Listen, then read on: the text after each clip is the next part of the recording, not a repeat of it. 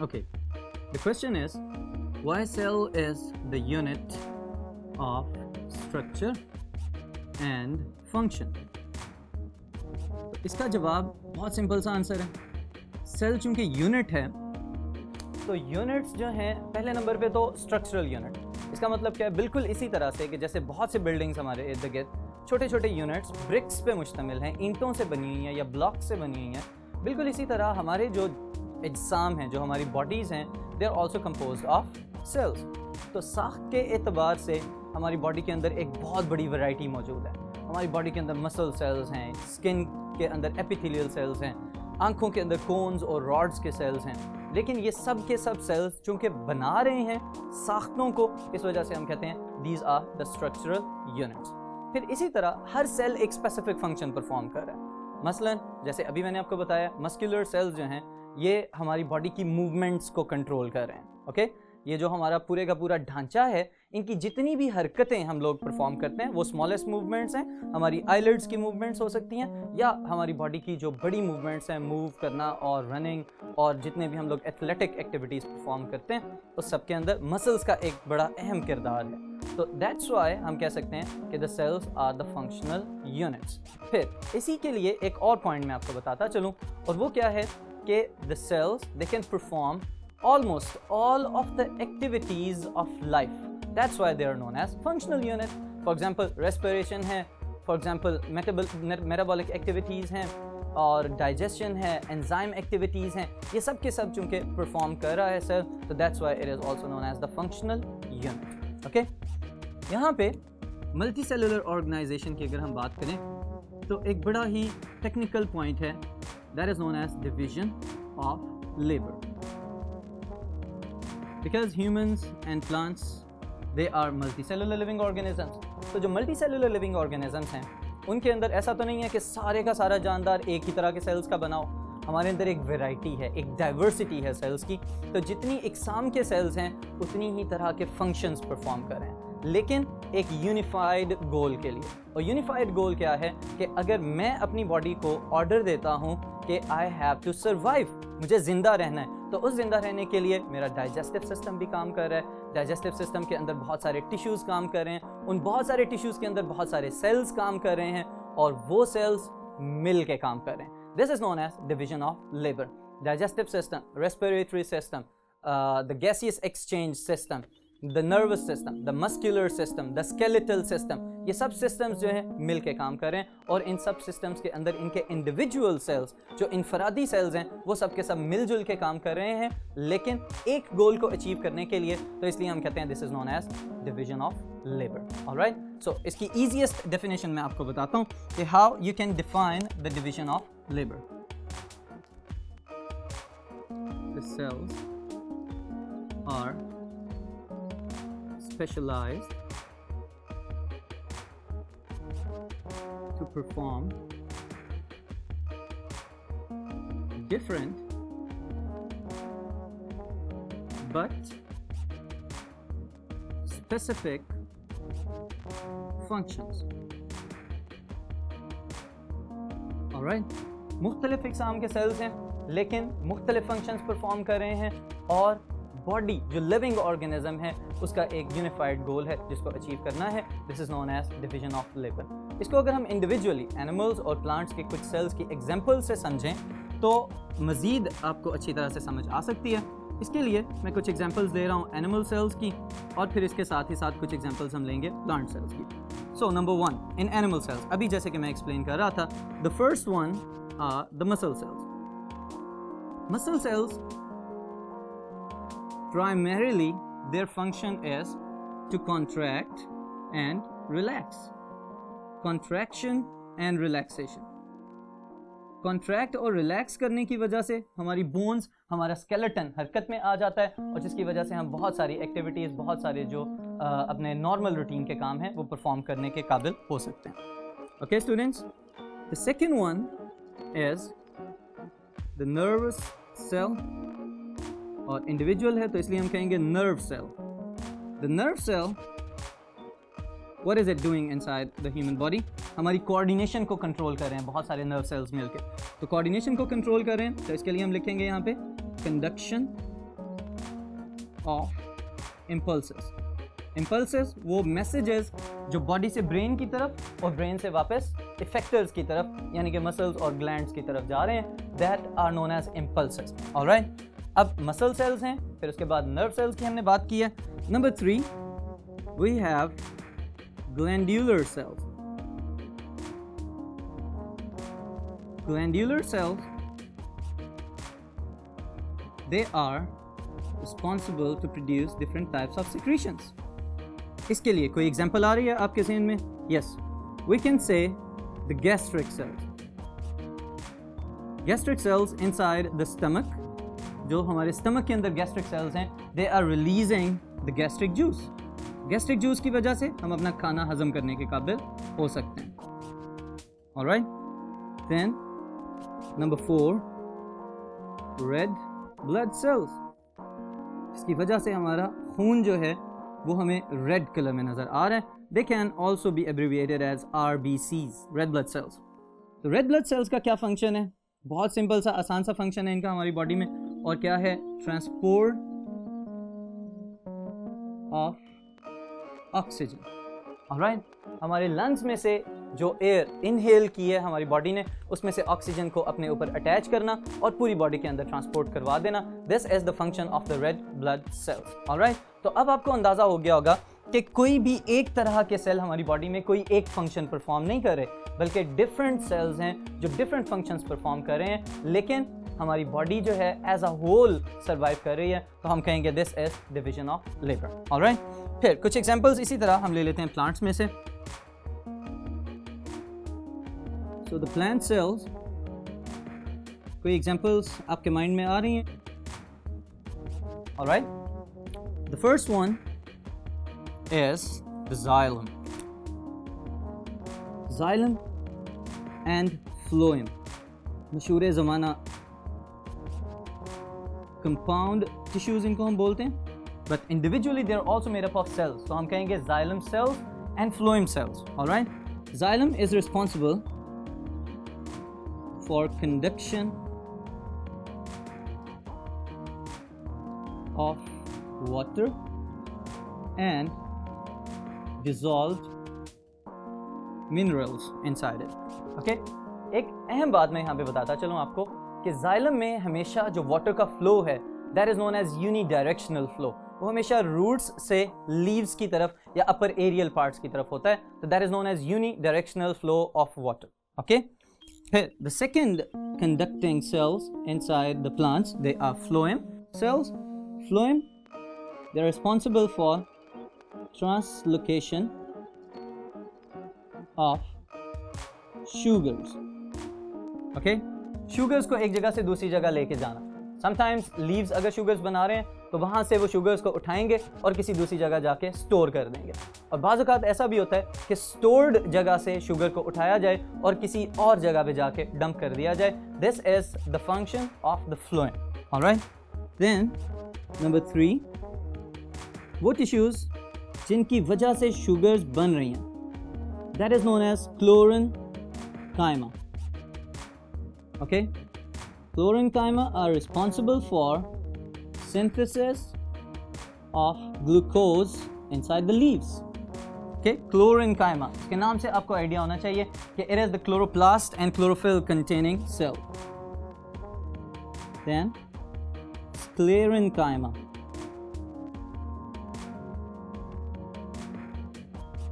Sclerenchyma, it provides support to the plant cells. Okay, then we have parenchyma. Parenchyma, it stores surplus यानी कि इजाफी food, जो खुराक cell की या plant की अपनी ज़रूरियात से ज़्यादा है उसको फिर पेरेन्काइमा सेल्स और पेरेन्काइमा टिश्यूज़ के अंदर स्टोर कर दिया जाता है। ये हैं कुछ प्लांट्स के different cells: xylem, phloem, क्लोरेन्काइमा, sclerenchyma, parenchyma और मेरिस्टेमेटिक सेल्स। ऑलराइट, तो next is very important topic students, this is centrifugation. Okay, बहुत इंपॉर्टेंट शॉर्ट क्वेश्चन है और टेक्निक स्पेशली जो है ये आपको समझनी चाहिए फ्यूचर में रिसर्च पर्पसेस के लिए। आपके काम आएगी ये topic. Alright, so this is centrifugation. Centrifugation को सबसे पहले नंबर पे मैं डिवाइड करने लगा हूँ into different steps. Okay, so the first one is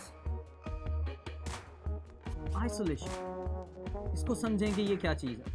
isolate कर देना, अलहदा कर देना। The second one is fractionation. किसी चीज़ को उसके मज़ीद छोटे हिस्सों में तकसीम कर देना। This is known as fractionation. Then is centrifugation. Centrifugation centrifugal force से रिलेटेड टर्म है ये, और वही यहाँ पे अप्लाई होगा मेन प्रिंसिपल, लेकिन मैकेनिज्म क्या है इसका ये मैं अभी आपको समझाता हूँ। Okay, so these are the 3 basic steps of this technique जो आपने अपने जहन में रखने हैं। सबसे पहले नंबर पे जो आइसोलेशन है वो सिंपल सी बात, अलहदा कर दो किसी भी चीज़ को, किसी भी लिविंग ऑर्गेनिज्म को जिसके सेल्स के different parts, different components, cells के कंपोनेंट्स को अगर आप स्टडी करना चाह रहे हैं, is mitochondria. The third one lysosomes, and the fourth one ribosomes. Alright, size के लिहाज से in all of these 4 organelles, nucleus is the biggest and the ribosomes, they are the smallest. Okay, तो अब ये जो चारों के चारों organelles हमें नजर आ रहे हैं within the cell, तो इनके अंदर कोई डिफ्रेंशिएशन नहीं है। डिफ्रेंशिएशन एज इन कि इनको कोई अलग-अलग कंपार्टमेंट्स में नहीं रखा जाता। सेल के अंदर तो साइटोप्लाज्म के अंदर मौजूद हैं ये, बट जब हमने इनका स्ट्रक्चर और इनका फंक्शन स्टडी करना है तो उसके लिए इंपॉर्टेंट है ये वाली चीज़ कि हम इनको अलहदा से आइसोलेट करें और फिर उसके बाद कंपाउंड माइक्रोस्कोप के अंदर इसको ऑब्जर्व करना स्टार्ट कर दें। तो उसके लिए सेंट्रीफ्यूगेशन की टेक्निक को अपनाया जाता है, और सेंट्रीफ्यूज मशीन को यूज़ करते हुए these organelles they are separated. Nucleus चूँकि सबसे ज़्यादा हैवी होता है तो ये उस टेस्ट ट्यूब के अंदर आपको सबसे नीचे नज़र आएगा। ओके, डेंसिटी ग्रेडियंट की वजह से, क्योंकि हैवी है, तो that's why it will settle down at the lowest part of the bottom of the test tube. Okay, फिर इसके ऊपर the second one will be mitochondria. Mitochondria nucleus के बाद दूसरे नंबर पे हैवी है, डेंसिटी इसकी न्यूक्लियस से कम है, तो ये उसके ऊपर आ जाएगा।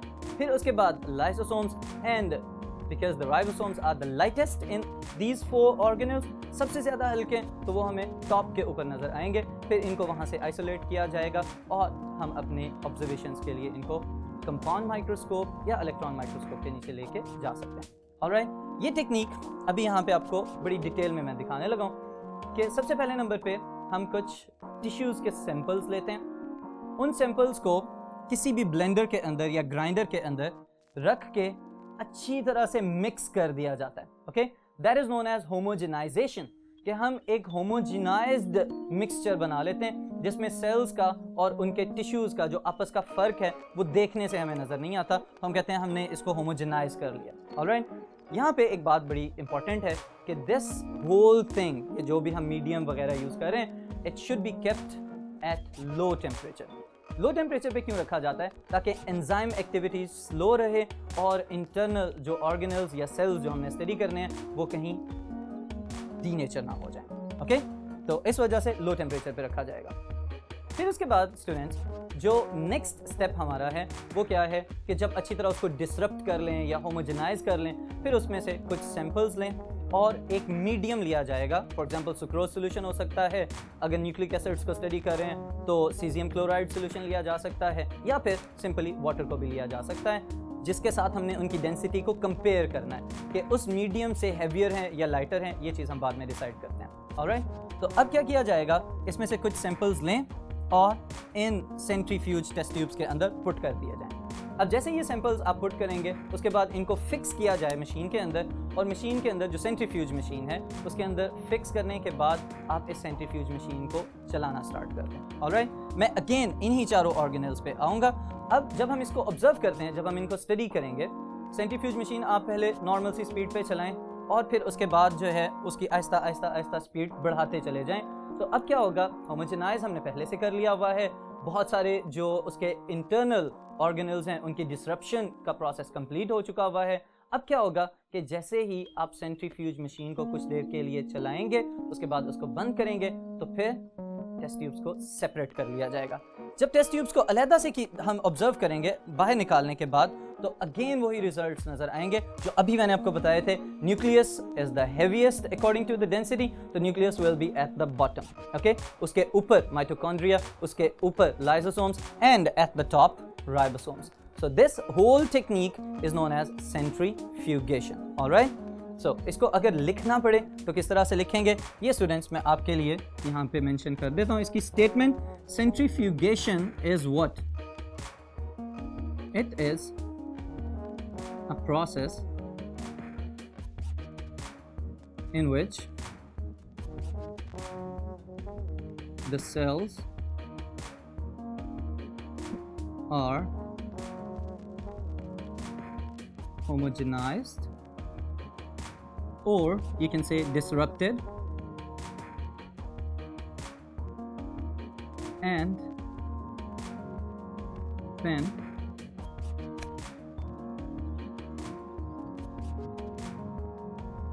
the components are separated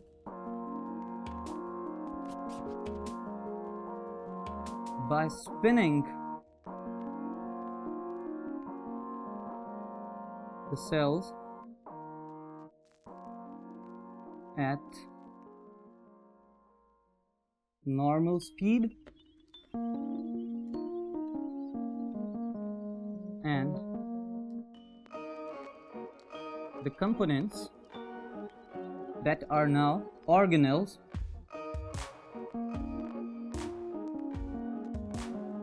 are separated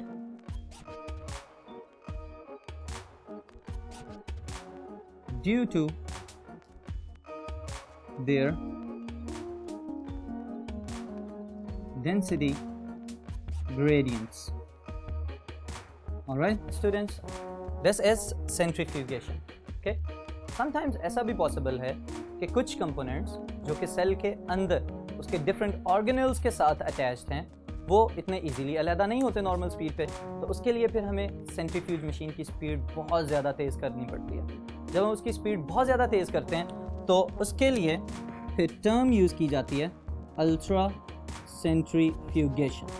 okay, ultra centrifugation same यही चीज़ ऊपर वाली डेफिनेशन आप अप्लाई करेंगे, लेकिन you will only change normal speed with the high speed.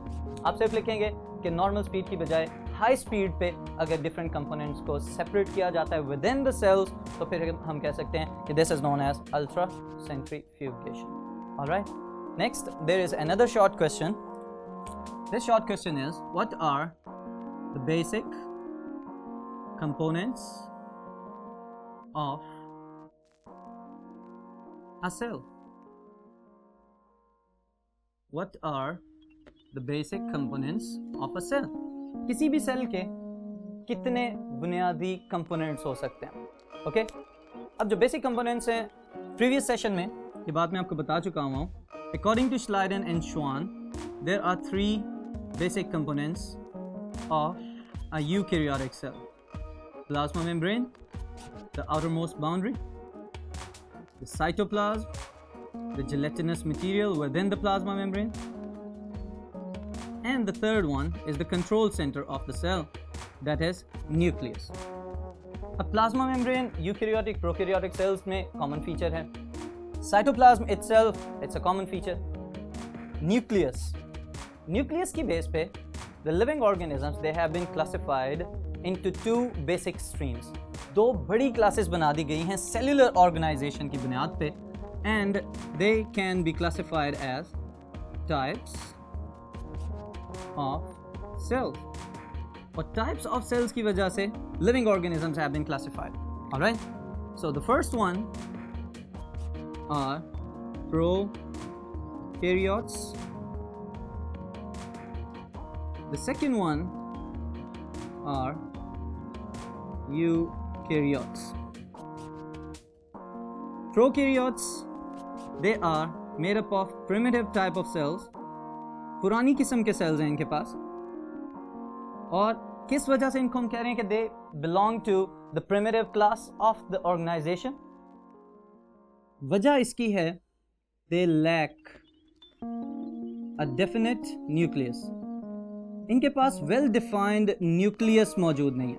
Alright, अभी जो ऊपर बात मैंने आपको बताई थी कि न्यूक्लियस की बुनियाद पे लिविंग ऑर्गेनिजम्स को दो डिफरेंट बड़ी क्लासेस में डिवाइड कर दिया गया है. तो उन दोनों क्लासेस में जो पुराने वाले थे they lack a definite nucleus. Alright, although इनके पास न्यूक्लियस नहीं है लेकिन दे हैव क्रोमेटिन बॉडी और न्यूक्लियोइड. एक डेंस रीजन होता है प्रोकैरियोटिक सेल्स के साइटोप्लाज्म के अंदर जहां पे इनका जेनेटिक मटेरियल डीएनए उसको सस्पेंड करके रखा जाता है. चूंकि it is not bound by a definite type of nuclear membrane, that's why we call it is a primitive type of the nucleus. Okay, इसके पास जो न्यूक्लियर एनवेलप है वो मौजूद नहीं है, इस वजह से हम इसको कह रहे हैं कि ये एक प्रिमिटिव टाइप का सेल है. Alright, then what could be the possible examples? Most familiar, bacteria. Alright, bacteria best example है प्रोकैरियोटिक सेल्स की, क्योंकि यूकैरियोटिक ऑर्गेनाइजेशन से पहले से बैक्टीरिया जो हैं इस कुराए अर्ज के ऊपर एग्जिस्ट कर रहे हैं. Then the eukaryotes. Eukaryotes are complex. In other words, हम ये भी कह सकते हैं they are a little bit advanced than the prokaryotic cells. Then they have a definite nucleus. इनके पास एक well defined nucleus मौजूद है. Alright? और prokaryotes की निस्बत थोड़े ज़्यादा complex हैं. क्योंकि definite nucleus मौजूद है तो इनके अंदर मल्टी सेलुलर ऑर्गेनाइजेशन डेवलप हो चुकी है.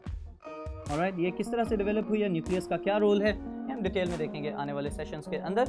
Well, right now the eukaryotes they are further divided into two major classes of living organisms. कौन कौन से हो सकते हैं? Okay, those who possess a cell wall, कुछ वो हैं जिनके पास सेल वॉल मौजूद है. Alright, and those who lack a cell wall, जिनके पास सेल वॉल मौजूद नहीं है. Okay, so first one, plants, the producers of the ecosystem. Directly और इनडायरेक्टली पूरे के पूरे इकोसिस्टम को खुराक प्रोवाइड करने वाले जो जानदार हैं दे आर द प्लांट्स. और इनकी जो सेल वॉल है that is made up of cellulose. Alright, the second group is fungi and the third one हम ऐड कर सकते हैं यहाँ पे algae. Alright, ये सब के सब यूकैरियोट्स हैं. All of these three groups they have a definite nucleus. इनके पास एक true nucleus मौजूद है that is membrane bounded. और यूकैरियोटिक ऑर्गेनाइजेशन में सेल वॉल वाले तीन बड़े ग्रुप्स ये बना रहे हैं. Okay, on the other side that group which lacks a cell wall, इसमें हम खुद शामिल हैं. Animal cells. Alright, animal cell के पास कोई भी सेल वॉल मौजूद नहीं है जो उसकी शेप को मेंटेन रख सके. तो this group of the eukaryotic cell it lacks a good और well developed cell wall. Alright students, फिर इसके साथ ही एक छोटा सा ऑब्जेक्टिव पार्ट मैं ऐड करता चलूं about the size of the cell. About the size of the cell, the smallest cells they can range up to micrometers. All right, micrometer 1 into 10 to power minus 6 of the meters. All right, smallest size इसका यहाँ से start हो सकता है, and the biggest could be as much as size of an ostrich egg. All right, okay students, so this is all about today's topic. इसको हम यहीं पे रोक रहे हैं.